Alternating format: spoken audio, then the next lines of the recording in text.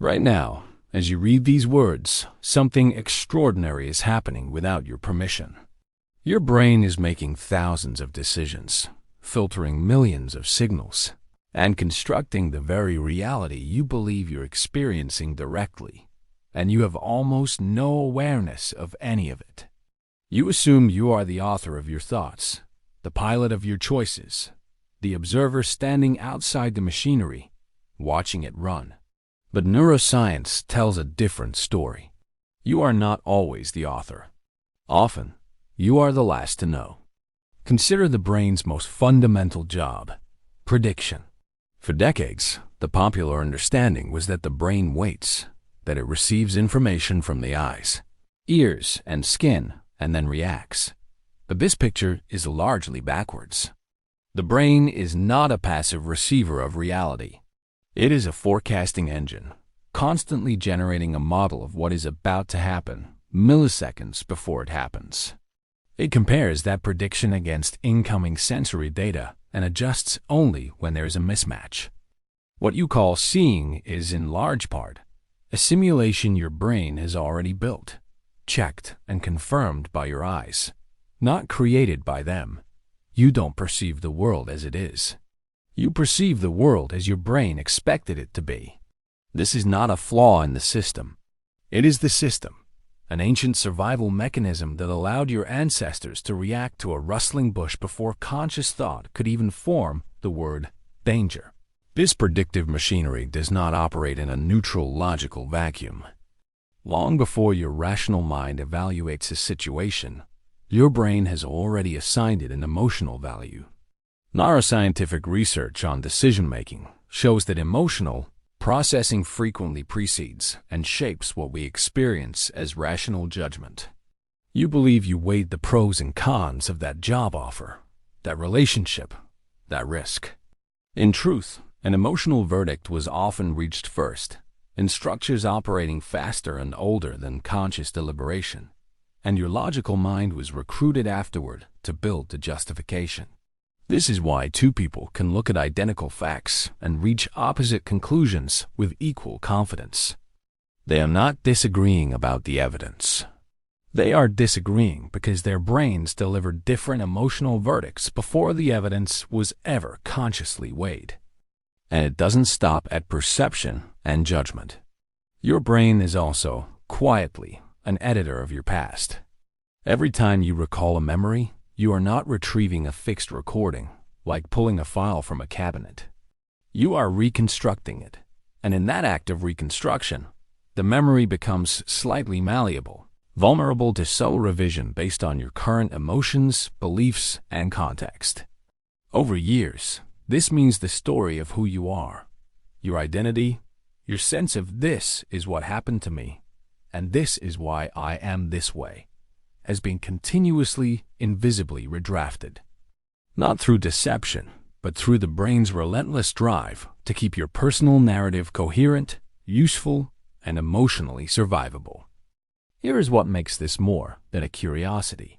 These three processes, prediction, emotional pre-filtering, and memory reconstruction, are not occasional glitches. They are running constantly, beneath the threshold of awareness, shaping what you see, how you judge it, and who you believe yourself to be. The architect behind your daily life has never asked for your approval, and until now, you likely never asked to meet it. But here's the turn, the reason this matters far beyond curiosity. A process that runs silently only remains uncontested while it stays silent. The moment you understand that the brain predicts, prejudges, and rewrites, the moment you name the mechanism, you gain the first foothold of influence over it. This is not a story about being a puppet. It is the beginning of a story about taking the strings back. And the deeper mechanisms, the ones governing your habits, your fears, and your sense of purpose, reveal exactly how. Here's a strange experiment. Try to remember the last time you tied your shoelaces and consciously thought through each step. You can't, can you? And yet your hands did it perfectly. This is the fourth hidden operator, the autopilot system. Researchers studying habitual behavior estimate that the vast majority of what you do each day, the route you drive, the way you greet a coworker, the order in which you check your phone, runs on pre-built neural loops designed for one purpose: to free up conscious energy for genuine emergencies. Your brain is, in essence, running a business, and its top priority is cutting operational costs.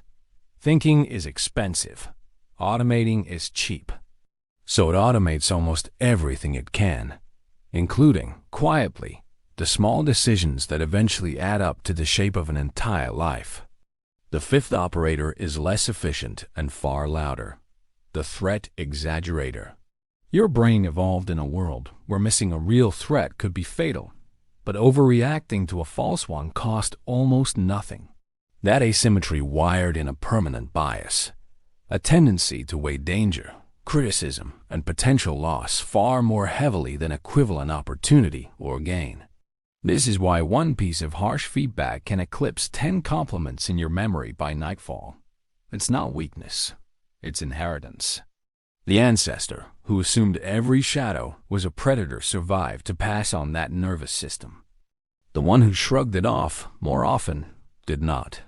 You are carrying a smoke detector built for a burning world, and it still goes off at the smell of toast. The sixth is perhaps the most socially revealing: the brain as a mirror maker.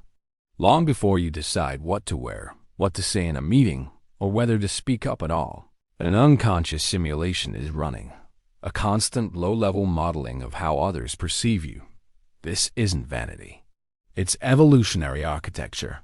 For a species that survived through cooperation and tribal belonging, being misjudged by the group carried real danger. So your brain built a machine to preemptively guess the room. The cost is that many choices you experience as purely personal are, in fact, quietly negotiated with an imagined audience that may not even be paying attention. And finally, the seventh, the meaning maker. Even in randomness, your brain refuses to see chaos. Give it scattered dots, and it finds constellations. Give it a string of unrelated setbacks, and it will construct a narrative, a lesson, a turning point, a reason. This isn't self-deception. It's one of the brain's most remarkable capacities. It is proof that the same machine responsible for bias and autopilot is also relentlessly oriented toward growth, coherence, and forward motion. It doesn't just process your life. It insists on making your life mean something. So here is the reframe, and it's the only one that matters. None of these 7 traits are malfunctions. Prediction, emotional pre-filtering, memory editing, automation, threat bias, social mirroring, meaning-making.